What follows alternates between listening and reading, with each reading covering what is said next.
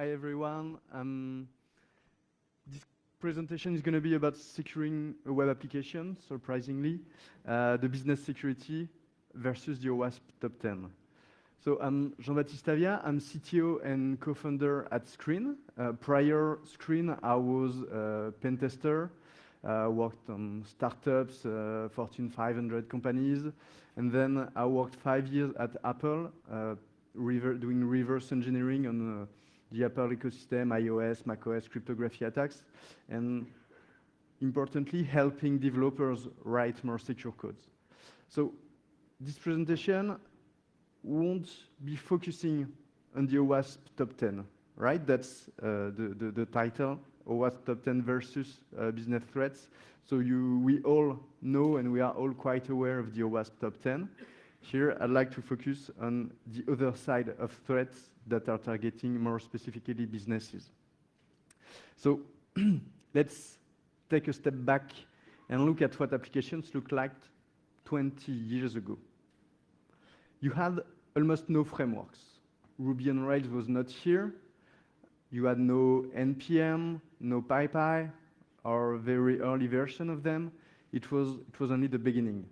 And on this, the developers were writing a lot of things themselves, right? Interfacing with the database themselves, with the external services, and a lot of things were written again and again by developers in each company. Obviously, it was on top of the business logic. That was the technical layer you needed to have your app working. Then, 2010s, all right, we now have Django, Ruby on Rails. Things are much better because the developers can focus on writing business logic code, all right? Everything that we wrote previously, interfacing with the database, with the file system, everything, is put into frameworks. The frameworks, they are shared across all companies, and so they benefit from the security of the masses of organizations using them, right? So all the single vulnerabilities you had in the custom code we were writing previously, now they are in the frameworks are shared, so everything is quite better in terms of security. And today, the huge monolith applications are gone. We have applications that are relying on many others to discuss and to fulfill a user request, right? You have microservices or other services, maybe third-party services that we use to fulfill requests, like generating a bill, authenticating a user, extracting data from a data lake. For all these kind of things, we do not rely on a single monolithic applications. So is your business logic, right? Each time you do something that is quite tight to your company, it goes across several applications to fulfill a user request. So what's an attack against business logic? It's performing an action like ordering a pizza or accessing confidential data, like the list of your orders on a sushi store, or a security action like changing your credit card on Uber Eats, for instance. I'm sorry, a lot of these examples are about food. I'm French, that's how it works. So this is business threats that are specific to you, to your business, all right? As Domino's Pizza, you won't have the same threats as you would as if you were Twilio or the FDA, for instance.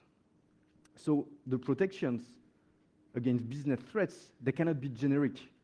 You don't have one for all. You need to have ones that are specific to your business logic.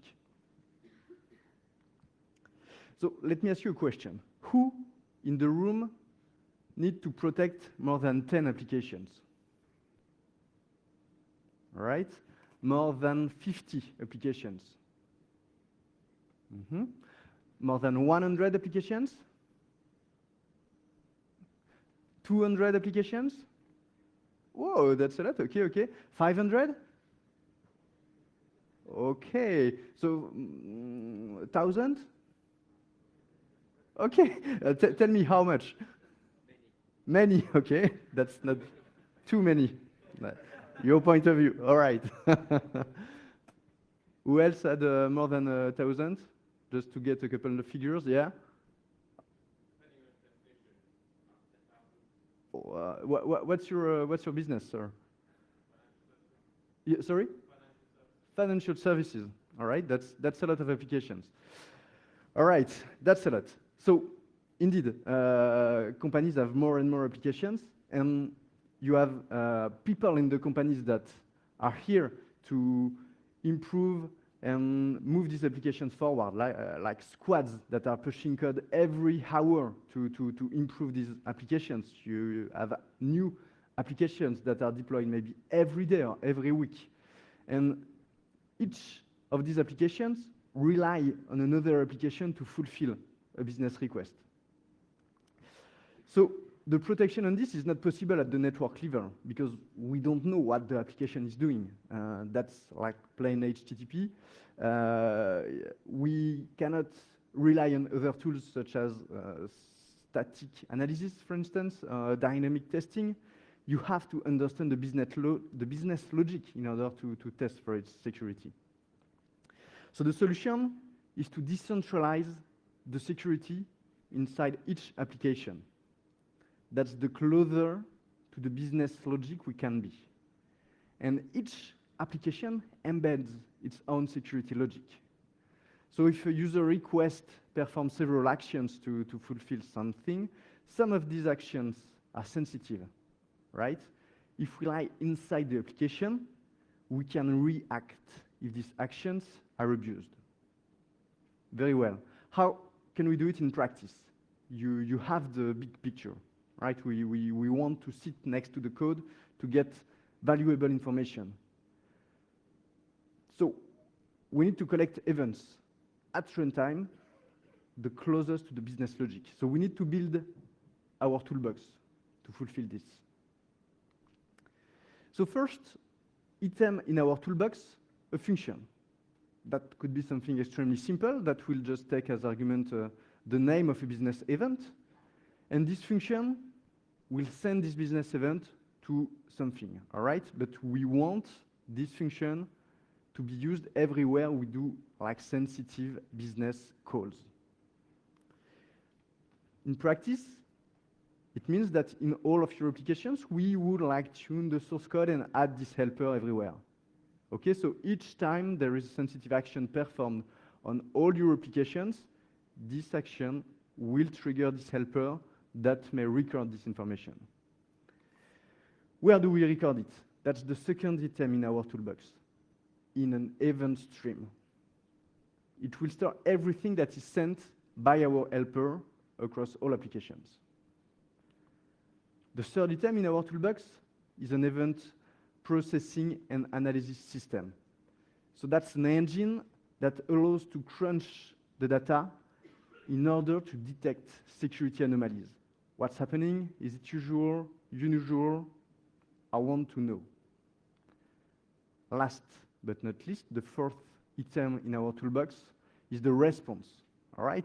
If we detect something, we want to send a response. Maybe it will be to block the attacker, to deny a given action, I don't know. But we want, once we detected something, to stop the attack. So if we put this in motion, it gives us the following overview, right? We have several items in our toolbox we want to put together. So I can start detecting, like if the rate of the call to a given function, like user token generation, is unusual, then I want to respond. I might log the user account and maybe send an alert, like I want to send a webhook. Same thing, if the count of the call to user impersonation is above, I don't know, 10 over the last minute, then same thing, I want to raise an exception, maybe block the IP in the reverse proxy, and call the pager. So if you think of it, what I'm proposing about security, decentralizing security across all applications and getting closer to the business logic, is the same as what we did with performance. Who amongst you recognize this picture? No one ever used this tool? New Relic? So if you think of the state of performance like 20 years ago, how did we measure performance of a web application? We were lying in the reverse proxy, in the load balancer, and we were measuring like the full time used to process a page rendering. All right, this is 100 milliseconds, that's too much. And then how do you act on this? It's not easy. So tools that are lying inside the applications have been getting more and more popularity. That's tools such as New Relic or App Dynamics. And these tools, as they lie inside the application, they can tell you this database request took a lot of time. This external service is behaving much slower than usually. And so thanks to this visibility given by the fact that these things lie inside your application source code, we can get a lot of information about this. If you think of it, it's even one of the pillars of the emergence of DevOps, because thanks to tools like that, ops and developers have been able to work together in order to improve how the database behaves or how the application's code behaves to query the database. And application security is taking the same path, right? From outside at the border of the network to inside the application, the closer to the application runtime we can be. So how can we do this at scale? Tuning the source code of all of your applications is very good on the paper, but it's hard to do it at scale. Like who's working with developers that are doing 2 weeks sprints? Yeah, 2 weeks. It's a lot. When attacks are minutes, maybe hours, it's not the same time scale here. So we don't know every place in our applications where the business logic lies, because we have plenty of applications, we have several teams. It's not possible to know everything by heart. And when you write code, a lot of time, 1 year after, well, you don't remember exactly what you wrote and how it used to work, right? So it's not trivial to change the way to remember how the applications behave, exactly. So on top of that, we push code all the time. We deploy applications several times a day. Even the whole organization goal or engineering team goal is to make the developers work faster, because that's how we make our company move faster, right? Someone I know is saying every company is a software company today. And that's true. Most of the companies you know that are big enough, they have their own developers team, right? And it's a challenge every time to have these developers move as fast as possible. So the application security teams cannot break this flow, right? The goal cannot be to slow down the developers by telling them, oh, I need you to push this new helper each time you call a sensitive business function. We know this won't work, because when we embed a new developer, he won't know that he needs to call this function, because sometimes we fix things in a rush and we don't do it. So this approach cannot work. It's impossible to do this by hand.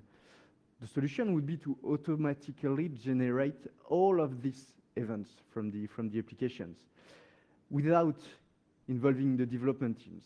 The solution to this is called dynamic instrumentation. So here is a program flow.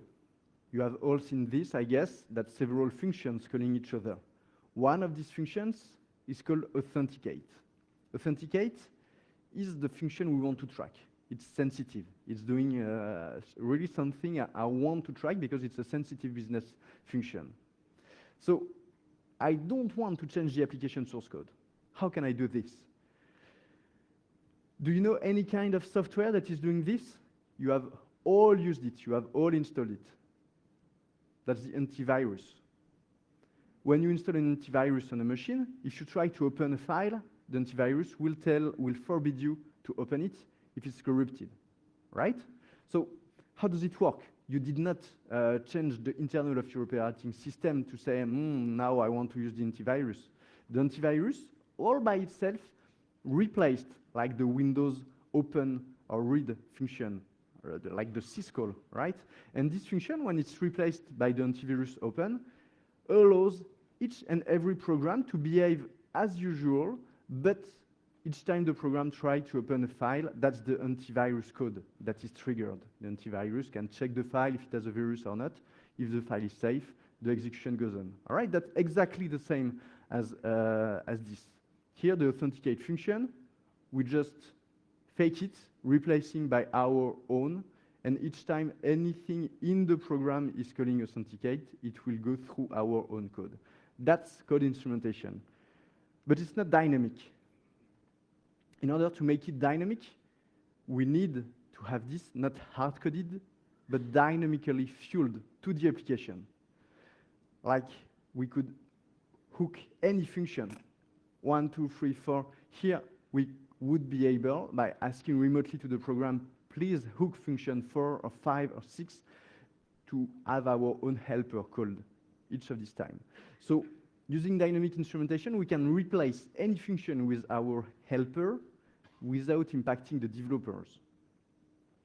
How does it work in practice? In Ruby, it's really simple because this language is highly dynamic, it's reflective, you have a lot of built-ins that allow you to do so. So these 10 lines of code allow you to do dynamic instrumentation very easily in Ruby. You just call this function defined here, and it will replace the method you gave in argument and call instead the hook that you passed, okay? When the hook is called, then the original function is called, and that's it. We just copy the original function with a temporary name, and we rename our hook with the name of the original function. Some may think it's crappy, but it's one of the many things that make the Ruby language so dynamic and so flexible. If you try to do the same in Java, here it's not the same story, because you know Java, it's compiled to bytecode that is analyzed and run by the JVM. So if you do this, you need to act at the bytecode level. It's quite difficult to do with the standard library. You have many third-party libraries that allow you to do so. One good example is ByteBuddy. That's the logo on the top right. ByteBuddy is an amazing library that allows you to build instrumentation in this way. But still, it ends with bytecode manipulation and changing the way the JVM understands the compiled classes. So it's much more difficult in Java than in Ruby. But still doable, and if you think of it, that's a bit how you could do it for any language using like a simple debugger and remotely attaching to the applications. So let's assume we have something like this for all of our applications. We are inside the application, so we can retrieve all the context we need. Like, is the user authenticated here? Okay, when I am tracking a specific call to a sensitive business function, I can have this information since I'm inside the application. I can get custom business information. If someone is ordering a pizza, I can get the pizza ID, I can get the store ID. But yes, probably it's all in my code at this point. I can also know the framework information. Is it Rails, Struts, Node.js, Express, whatever? And I'm in a web application. Web application calls, they are triggered by layer 7, by an HTTP request, incoming HTTP request, so I could get any item of this HTTP request. Also, I could know the previous service that was called if I'm in a microservice environment, and maybe all the spanning information if that's something you pass application to application. So the amount of thing we can have is quite unlimited. Now, that's very good, but if we want to do this at scale, we need to convince the developers to use such a library in their applications. In order to do this, we need to have perfect reliability, no performance hit. That's not something that is trivial. So how could we do this? A pattern that is quite used in agent software would be to say, okay, we have a thread that is the runner thread. We have a queue. And each time we process a user request, we do like the least possible treatment in the request flow. And so if we encounter a sensitive business function that is hooked with our helper, this helper will only push information in a queue. So that's very fast. And later, we can have our dedicated thread that is pulling the queue. And so that's up to the JVM or to the Ruby interpreter or whatever to allocate time to this thread when the application is not like bottlenecking on CPU, right? So our thread is called each time the VM decides there is time for it. And the thread can easily unqueue items from the queue and put them in the event stream. That's how we could architect this for speed and reliability. So at scale, I'm getting fast. At scale, how does it work? We can imagine we have a single library that is pushed in each and every of the applications. A single library, obviously, I guess you don't have one only technology for all your applications, especially people with more than 1,000 applications. So you need to have one library per technology. This library could, each time the application starts, for instance, fetch the remote directives for instrumentation. Remember, we said dynamic instrumentation, we push the order from the outside. So we could store these orders as a JSON file on an external server. Each time an application starts, it fetches this file and is able to instrument whatever it needs. So each time you update your JSON file, we could imagine the application is polling for it every minute or every hour and is updating itself. So very dynamically, you can say, all right, now I want to hook this new function. You put this in the instrumentation, the JSON file, and that's done. The applications are instrumenting this new function. So each time an instrumented function is called, an event is registered in our event stream. So based on this, we could analyze many things, like the volume of calls, the successive actions performed by a user, by an IP. We could detect unusual activity, the anomalies in volume and proportions, and obviously we could also check the logic flows. All right, if ordering a pizza needs to select a pizza first, then select a shop, then trigger the order and pay, that's like 4 actions. We know it, all right? If one of these actions is not called, that could be an indicator that something is going wrong. Once we have detected something, we want to respond. We want to deny access to sensitive functions, deny access to a whole service, set an account as read-only, lock a user account, maybe log the user out. That's all actions we can do that are quite easy to do since we are already in the code. So we could imagine that we have specific helpers in this library to help us perform like business responses. Of course, we could also do notifications like trigger a pager, fire a webhook, or create a Jira ticket, for instance. Quick question, is there anyone from Facebook in the room? That's better.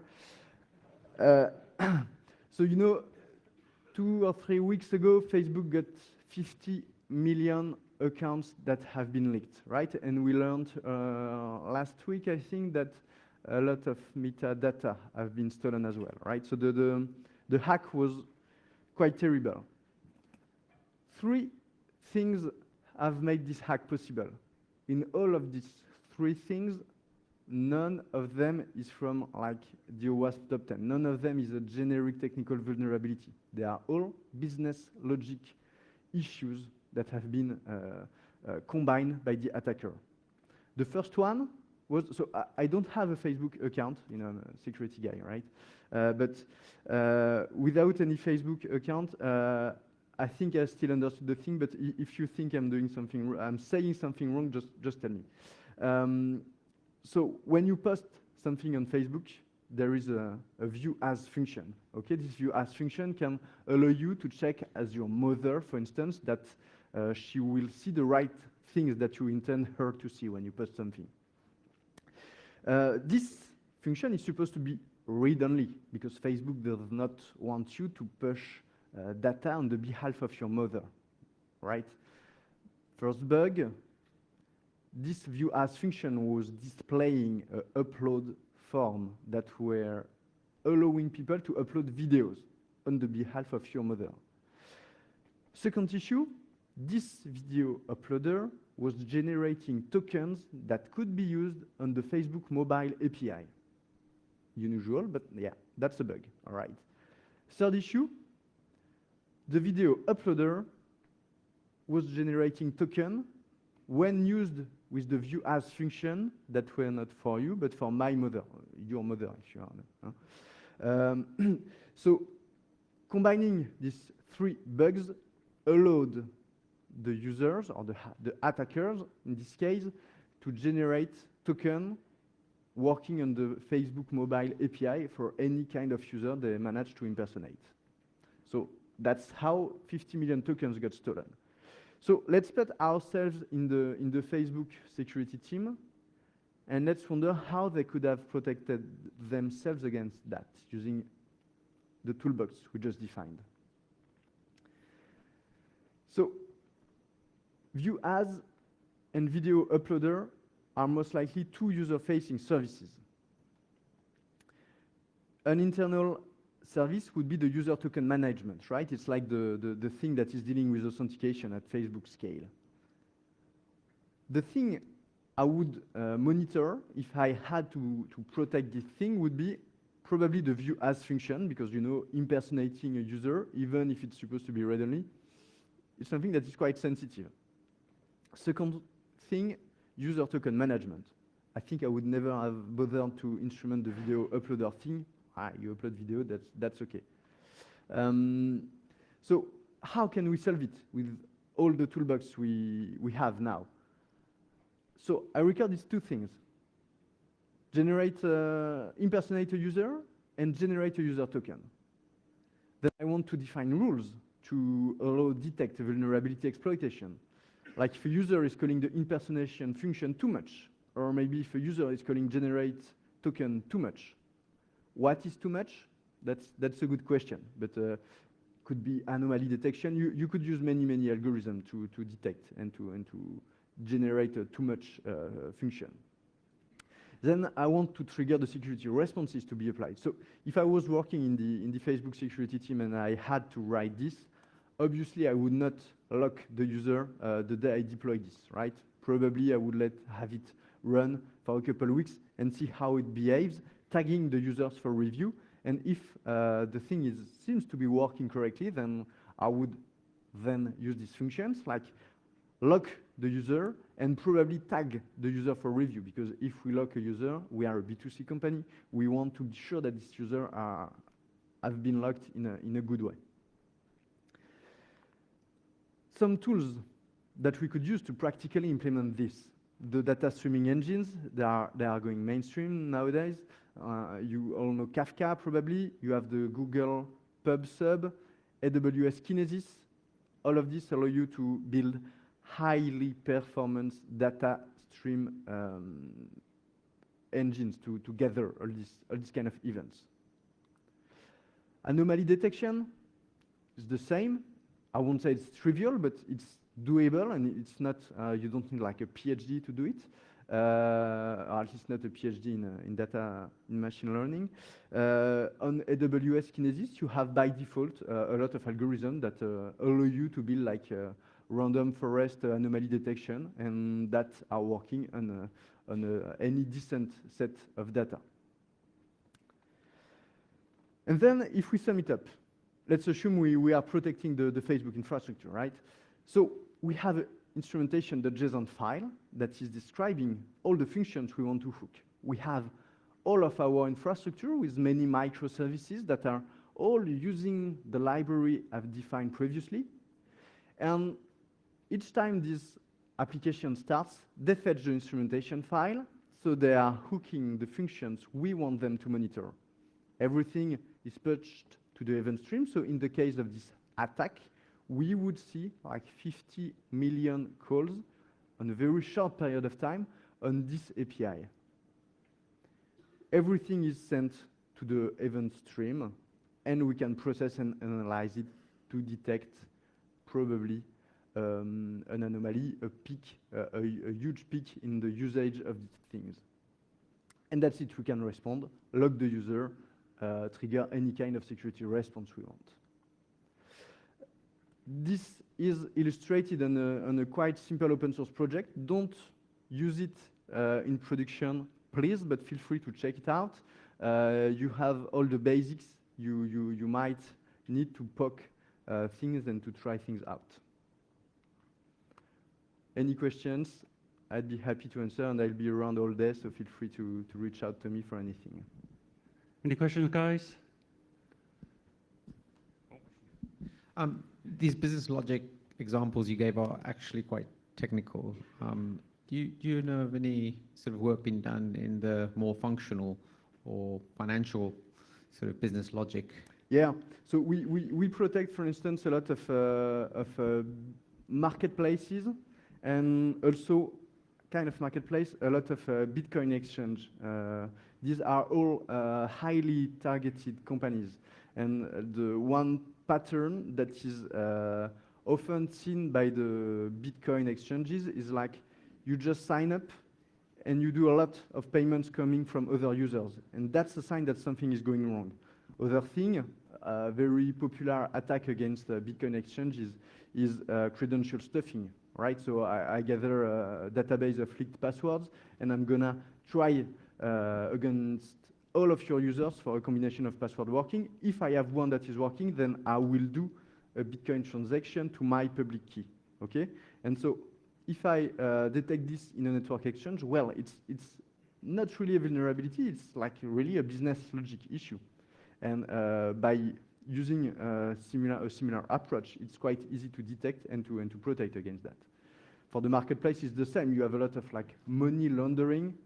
People, like your marketplace, allow people to sell T-shirts and other people to buy T-shirts. If I want to launder money, I can just fake selling a lot of T-shirts and buying them on the other side. And that's a simple way to launder money. So all of this, yes, are other examples of things you could detect with business logic. Any other?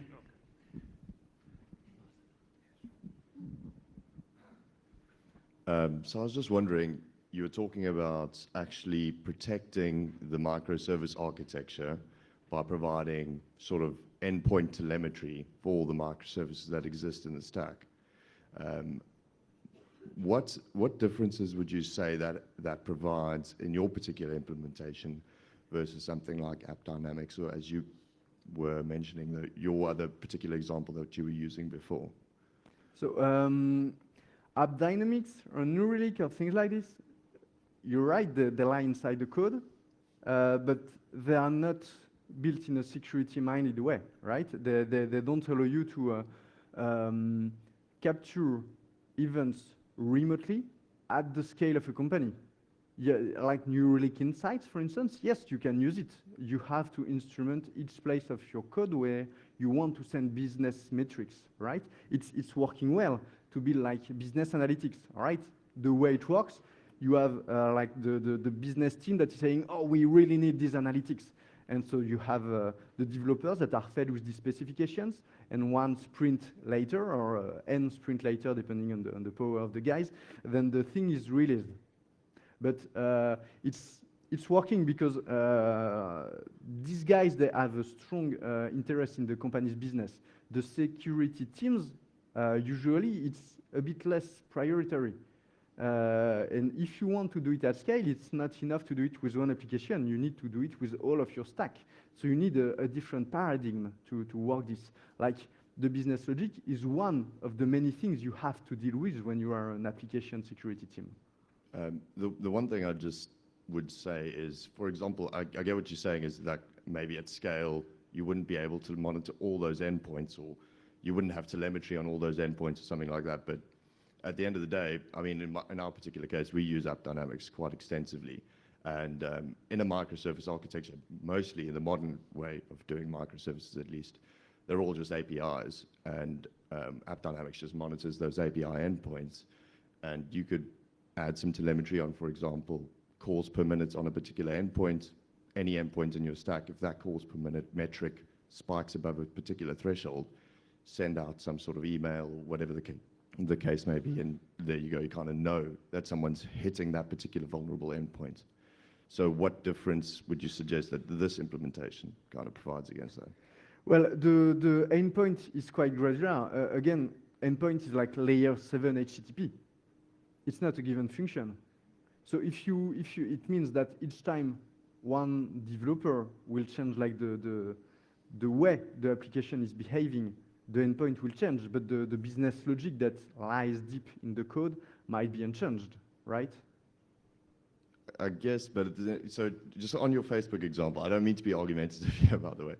Just with your Facebook example, if I say upload video is a particular function, that particular function would be tied to an endpoint, realistically. I mean, the modern way of designing software, let's say coming from a developer mindset, the modern way of designing software is to make it as granular as possible. If I design an endpoint, there's not going to be much code behind that endpoint besides what it's designed to do.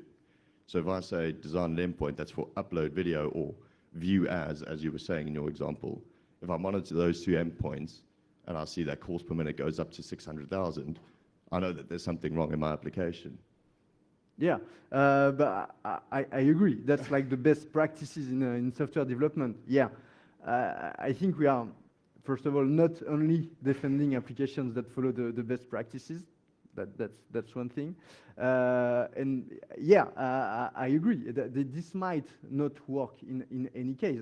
I'm not saying that this is like the solution to any kind of vulnerabilities here. Don't get me wrong, but. I definitely agree that yes, in some cases you could have a mapping between function and endpoint. Yes, that's possible, and in this case maybe. But still, if you want to build the whole toolbox with app dynamics, how would you like lock a user or trigger a security response? That's all things that need to lie deep in the code as well. No, I agree. I mean, that's not stuff that comes out the box with app dynamics. Yeah, definitely. That's a workaround, Yeah. but. App Dynamics is a great tool. Any other questions, guys? Questions? Well, thank you very much. Thank you very much.